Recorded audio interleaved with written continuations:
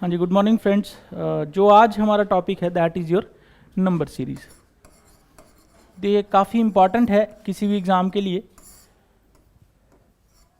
तो अगर सेंटर के एग्ज़ाम बात की जाए तो 5 क्वेश्चंस जो हैं यहाँ से रहते हैं, और अगर स्टेट एग्ज़ाम्स की बात की जाए तो 2 से 3 क्वेश्चन जो हैं, 2 to 3 क्वेश्चंस जो हैं वो यहाँ से आ जाते हैं। तो काफ़ी इम्पॉर्टेंट टॉपिक है किसी भी एग्ज़ाम के लिए। तो अगर हम बात करें तो नंबर सीरीज़ जो है वो 4 टाइप से होती है। तो 4 टाइप्स क्या क्या होते हैं ये हमने देखने हैं। नंबर 1 है एडिशन। एडिशन, ठीक है, या तो एडिशन होगा। नंबर 2 है सब्सट्रैक्शन।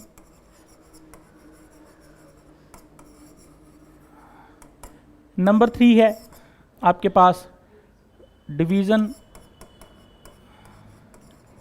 और नंबर 4 है मल्टीप्लिकेशन। या तो फिर कम्बिनेशन ऑफ एनी टू, इनमें से किन्हीं दो का जो है कम्बिनेशन जो है वो हो जाता है नंबर सीरीज में। तो सबसे पहले हम बात करते हैं एडिशन से। वैसे तो लगभग सारी सेम है, बट फिर भी हम चेक अगर करें तो एडिशन से स्टार्ट करते हैं। एडिशन, तो इसमें एक मैं सीरीज लिखता हूं। तो सीरीज है हमारे पास 3, 5, 7, 9। तो आगे क्या होगा ये आपको आराम से पता लग जाएगा, क्योंकि आपको पता लग रहा है ये 2 का गैप है। +2 हो रहा है इसमें भी +2 है, इसमें भी +2 करें तो 9 हो जाते हैं। तो इसमें +2 करेंगे तो कितना हो जाएगा 11। तो ये काफ़ी इजी है, ऐड करके हमें आराम से पता लग रहा है कि कौन सा नंबर जो है वो आएगा। अच्छा, एक और नंबर लिखते हैं 3, 5, 8, 12। तो आगे क्या आएगा, ठीक है। तो हमें सामने से पता लग रहा है यहाँ पे +2 हो रहा है, यहाँ पे +3 है, यहाँ पे +4 है, यहाँ पे +5 है। तो क्या आ जाएगा 17। तो काफ़ी नॉर्मल से क्वेश्चन अभी तक हम कर रहे हैं। अब आगे अगर बात करें तो हमारे पास जो नंबर सीरीज है ये है हमारे पास 6।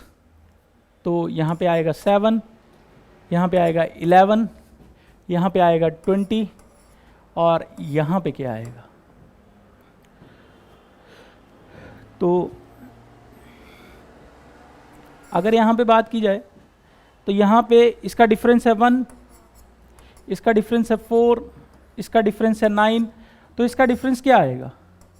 तो सबसे पहले हम बात करें तो ये 1 का स्क्वायर है, ये 2 का स्क्वायर है, ये 3 का स्क्वायर है, आगे क्या आएगा 4 का square, that is your 16।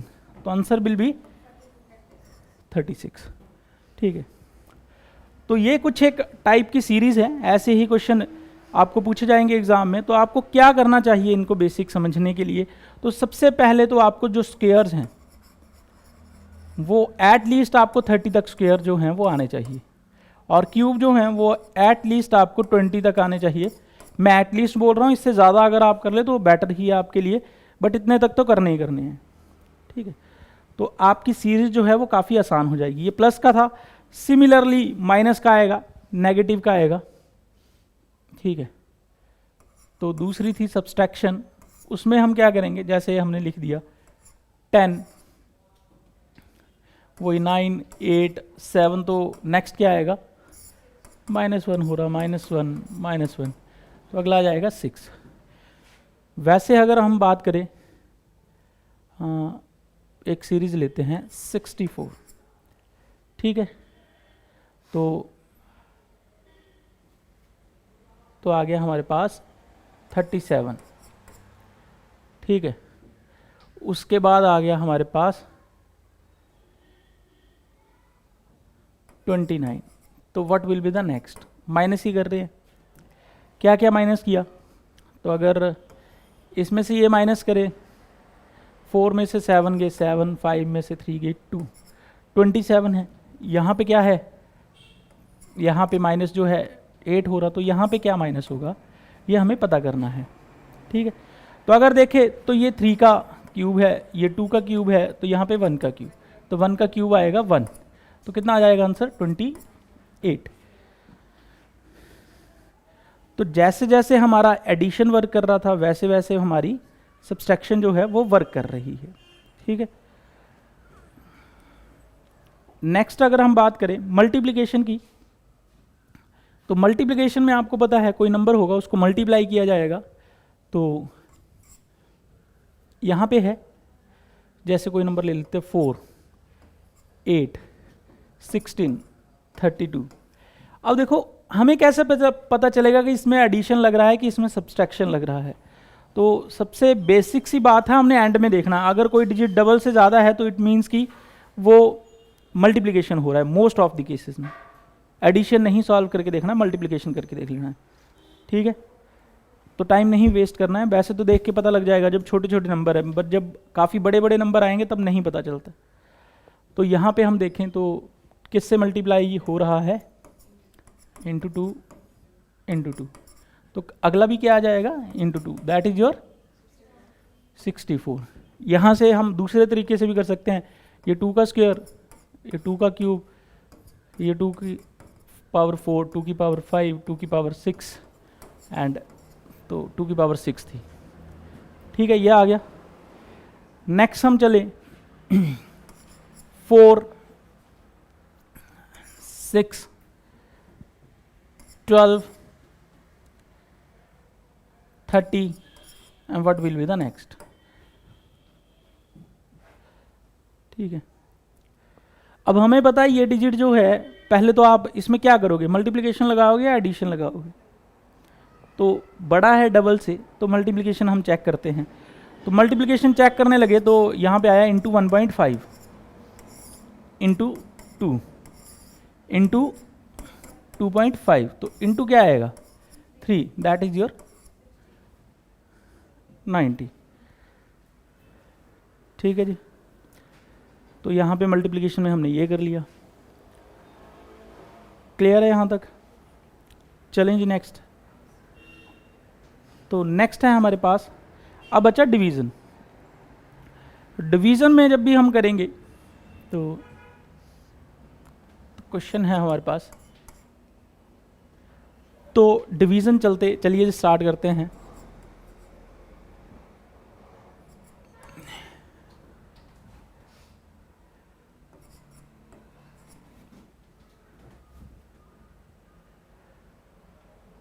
What will be the next, चलो यहीं पे कर लेते हैं। इसको किससे डिवाइड हो रहा है, इसको किससे डिवाइड हो रहा है, इसको किससे डिवाइड होगा 3 से, तो ये आएगा 15।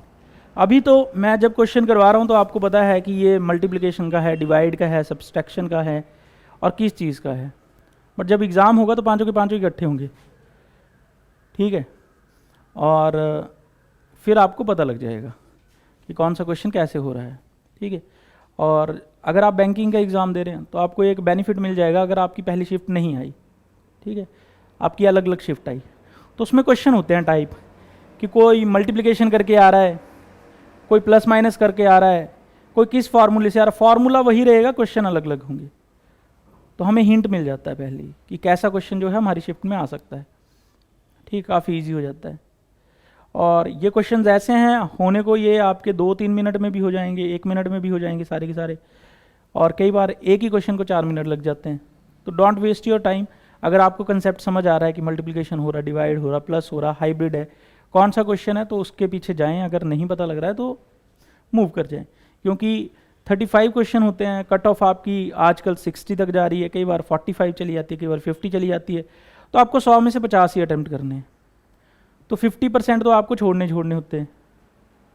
और मैथ में या रीजनिंग में या इंग्लिश में बात की जाए तो इतने क्वेश्चन होते हैं कि जो आप कर पाएँ, तो you have to attempt 50 to 60% of the questions. तो सबके साथ नहीं भिड़ना है, ठीक है ना। अब एक एग्जांपल आपको दी जाए कि काफ़ी ज़्यादा लोग हैं यहाँ पे।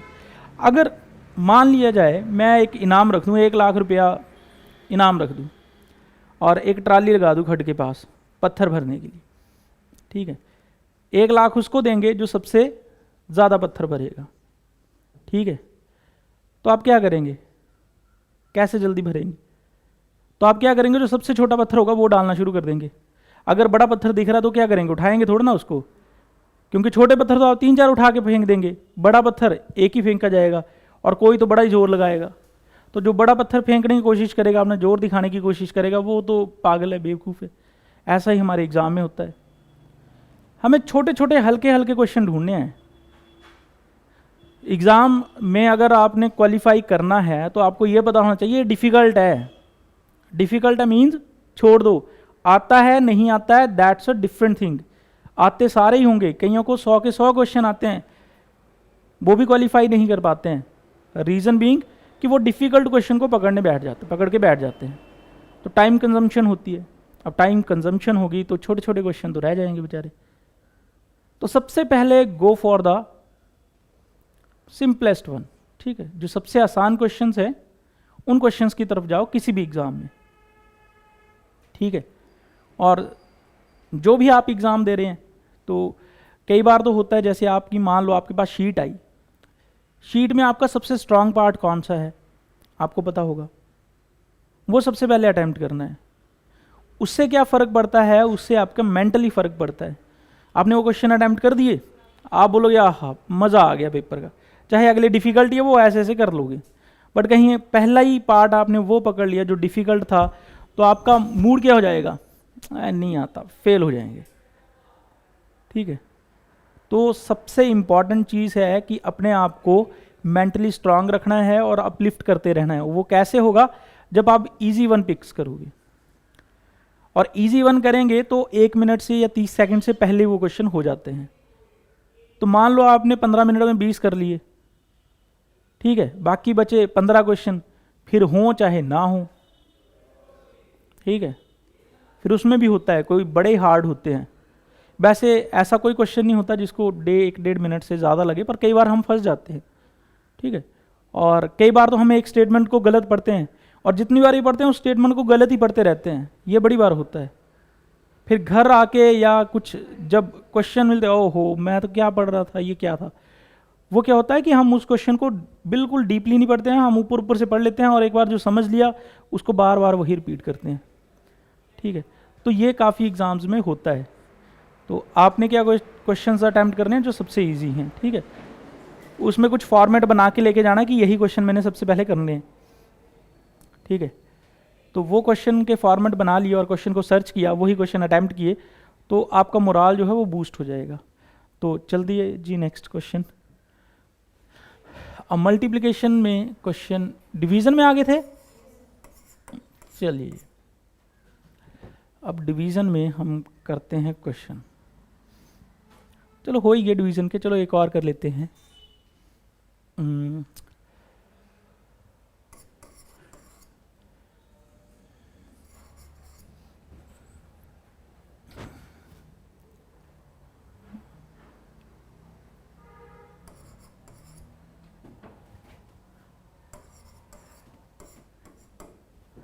बताइए जी क्या होगा इसका आंसर।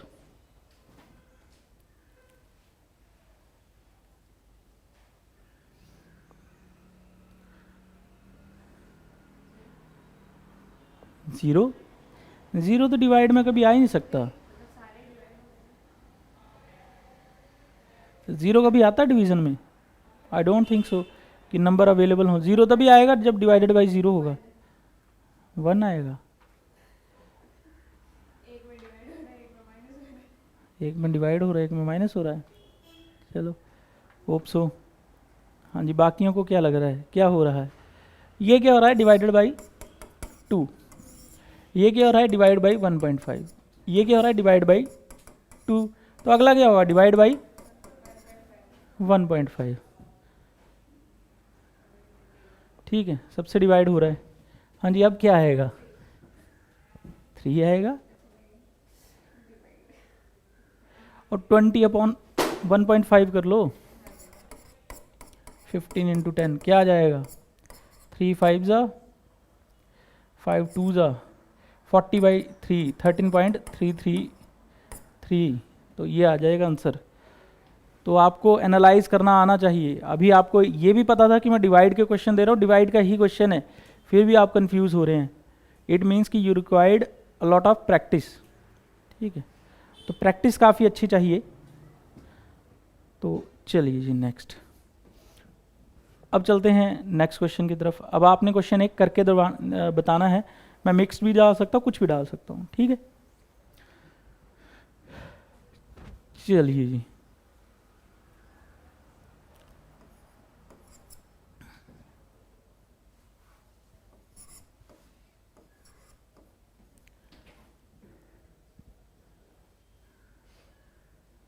ओहो,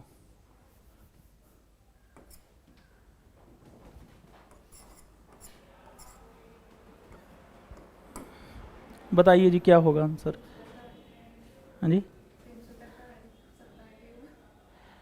हाँ जी, बाकी 343, हाँ ये आपका किसका क्यूब है, 4 का, ये 5 का क्यूब, और ये 6 का क्यूब, और नेक्स्ट आएगा 7 का क्यूब। तो ये जो है आंसर आ जाएगा। चलिए जी अगला करते हैं।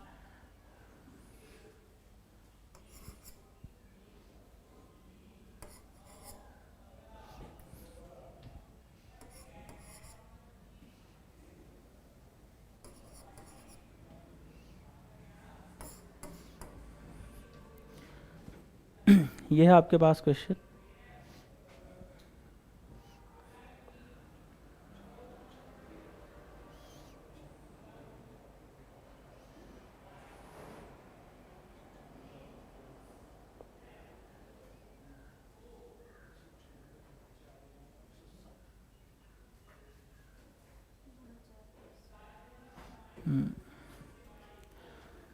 तो यहाँ पे क्या हो रहा है, ये है आपके पास इंटू 1 + 1, इंटू 2 + 2, इंटू 3 + 3, इंटू 4 + 4, 4 चौके 160।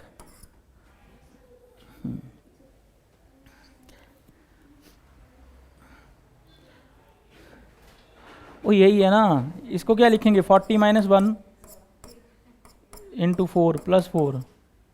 तो ओपन करके देखें तो 40 इंटू 4 -4 + 4, ये -40 चौका 160।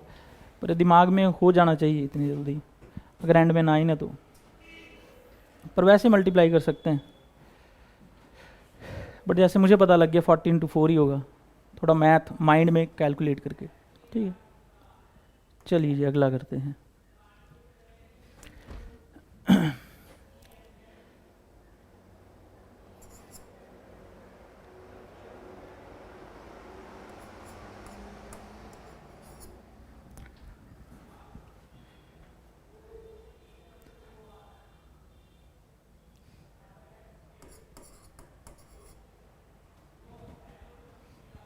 चलो इसमें देख लेते हैं।